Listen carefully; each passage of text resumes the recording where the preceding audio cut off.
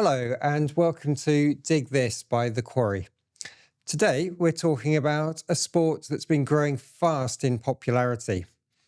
In the UK, participation in climbing and bouldering has more than doubled between 2021 and 2023, and its inclusion in the 2020 and 24 Olympics raised its profile even further. And since 2019, Guernsey has also had an indoor climbing centre, attracting all ages and abilities. And to find out more about this and why it's such a good activity for physical and mental health, I'm joined by Dimi and Ellie from Up Climbing. Thanks for joining us. And Dimi, maybe if I start with you, why did you choose to set up a climbing facility in the first place? Well, as an osteopath, I've been seeing patients for over 30 years. And when I was at uni, I actually started climbing then. And over the last few years, particularly the last 10 years, I've seen that people's core strength and stability has got weaker and weaker through the clinic. And giving them exercises just didn't work sometimes. So I knew climbing helped. I saw research coming through saying how positive it was. So I decided to set up a small therapy wall, but I got carried away.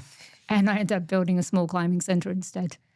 And what is it then about climbing that is basically so popular? Why is it something that people are turning to?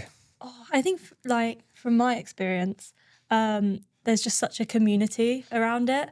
You go, you can chat to anyone that's there, you can help each other, you can chat about non-climbing things. I think it's just a place, especially everyone has their climbing gym and they have their friends at their climbing gym.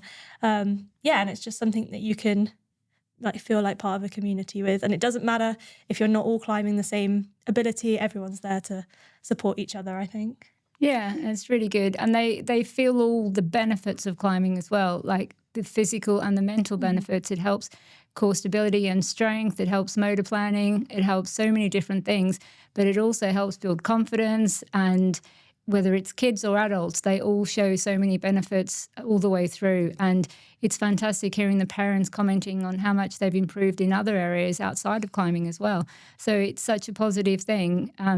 From so many ages. We start at 2 onwards, so it helps in so many different directions. I've seen it described somewhere, I can't remember where, but as physical chess, which I thought was a really good description of it, because it sort of encompasses the physical side of it, and but also that mental side. Yeah, and it's problem all solving. very big problem solving, Yeah, and it's just constantly figuring out the best route. And that we start by problem solving on the floor. You're looking up and trying to determine the best way to go. And then whilst you're up on the wall, it might not feel exactly as you expected. So then you have to change tact. So it really helps those problem solving skills. And I guess when you're up on the wall, you're not thinking about screens and social media and things like that, which in today's culture, I guess is a really important thing as well. Yeah, definitely. Yeah, it's really mindful. You can't think of anything else, otherwise you end up on the floor. Yeah. So it's a great way to de-stress. Like we find people just completely unwind and switch off once they've been on the wall. And as Ellie mentioned about the community, by having friends there and being able to chat and have fun with people, it completely allows everything else to melt away. One of the things, I suppose, before I got more interested in climbing stuff, is it seems like an extreme sport or even a dangerous sport, but it's not, is it? Absolutely not, no. Well, technically climbing can be dangerous if you don't do it safely, but there's so many things that you can learn and do to make yourself safe on the wall. Accidents happen, but it's fantastically safe when you're using the walls properly, whether it's indoors or outdoors. You make sure you've got the right equipment. We teach everyone how to use things properly and how to do things as safely as possible. But it's just so suitable for so many different age groups, and also from so many different levels from community, whether you're neurodiverse or neurotypical, in all different ranges, it suits everyone. I think we have such a range of routes to try, from sort of something as basic as ladder, V0s. Yeah, V0s. It's just like climbing a ladder and then just slowly getting a little bit more tricky. We also have the bouldering with no harnesses, the traversing, which isn't even going up, it's going sideways. And then we have our high walls with the harnesses, so you're all safe, auto belays. It's just really good, something for everyone, even if you're not keen on going super high. You can still give it a go. I think that's an important thing that I've seen, is that this is sort of age neutral, isn't it? It doesn't matter how old you are. Yeah. You can do this. Absolutely. I mean, the oldest person we've had in there is 87, and a regular climber we have is in his 70s, and he's a member and he comes, a couple times a week, and it's fantastic as you get older for keeping you strong and keeping your bones strong and your muscles strong. And you need that resistance exercise to help you build and maintain mobility and stability as you get older. So from a health point of view, it's fantastic. And in terms of other health things, people are hypermobile, they build strength of their muscles and it supports them as well. And so there's so few limitations for the people who can come in terms of they can make it work for them as best as possible. So it's really brilliant from that point of view.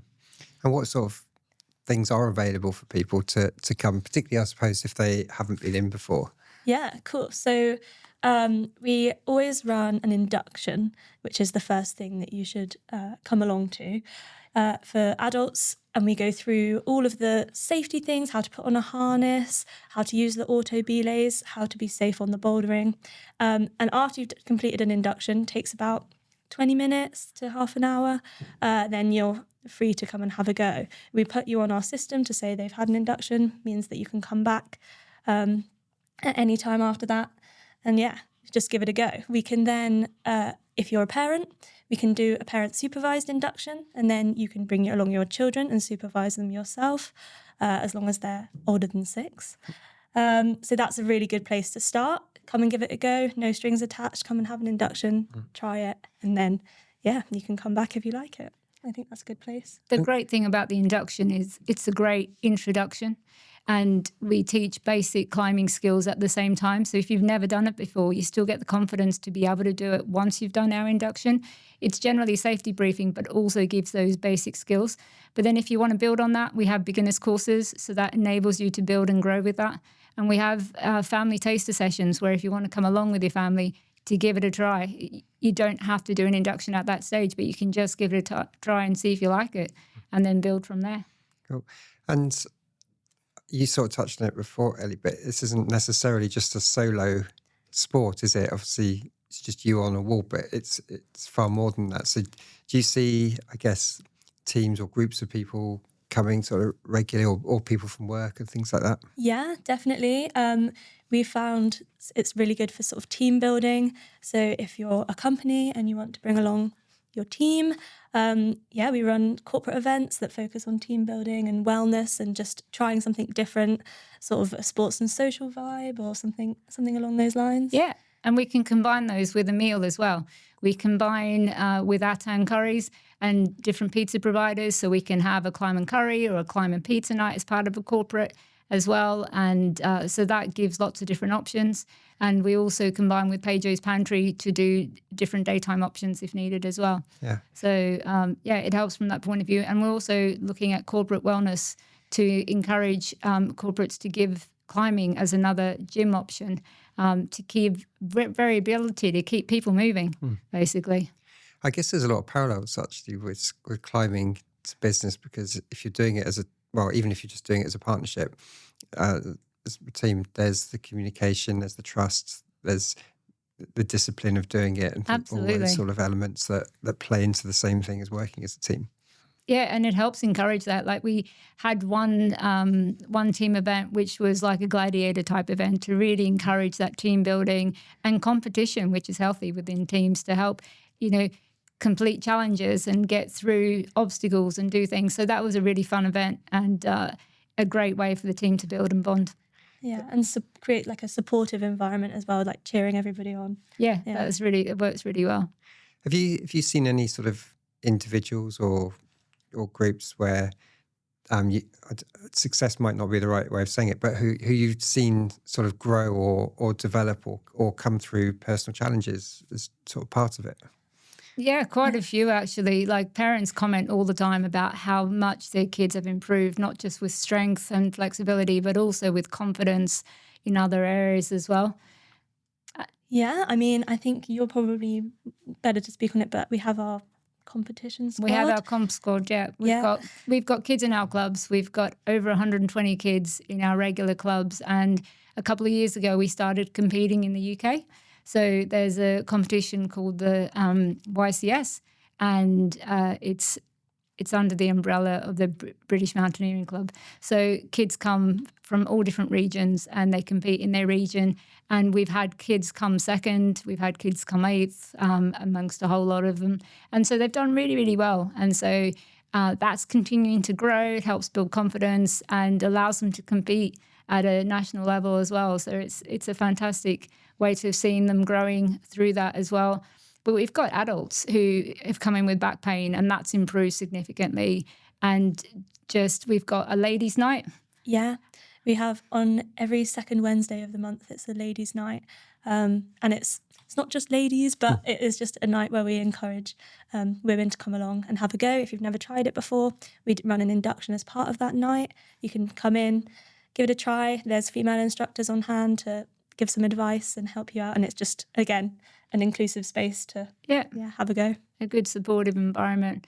And we've got different nights for different groups running through the year as well. So that's really good, encouraging teenagers, encouraging different diverse groups as well.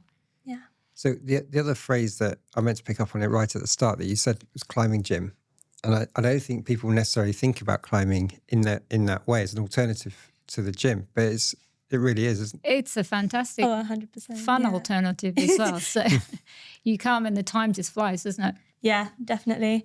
It's just a different kind of physical challenge than sitting at a machine and doing something. And it's really full body and mind. So definitely climbing gym. I think definitely in the UK, there's a lot of climbing gym as a gym mentality. Like I worked at a gym in the UK, just bouldering, not even high walls or anything. And it was very much, going to go to the gym, but the climbing gym. Yeah. We've got some basic gym equipment in there, like a pull-up bar and some very basic weights as part of it to enable people to warm up and develop other areas as well. But, some people use a normal gym and come to us as well. And you can make both work because they both hit different things. But equally, it works as a standalone as well. So it's brilliant from that point of view. I suppose to sort of bring it all around, to people who haven't been before, do they just turn up? I think go online, check out our induction times, or give us a ring. If they don't work for you, we might be able to arrange it so that we can get you in. I think that's sort of... It's probably easier to book, but if people do turn up, we can have a look and see what we can do at the time as well. It just depends on how busy we are, but our website and our booking site has got a lot of information, but we're always happy to answer any queries as well along the way if they send an email or give us a call. Yeah. Cool.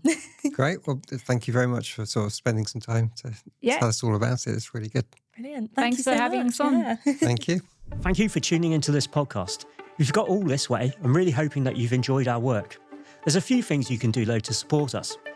Follow, like, subscribe, share, whatever you can do to help spread the word of the Quarry. The other thing you can do is head on over to our website, where you can become a member and really support independent local news.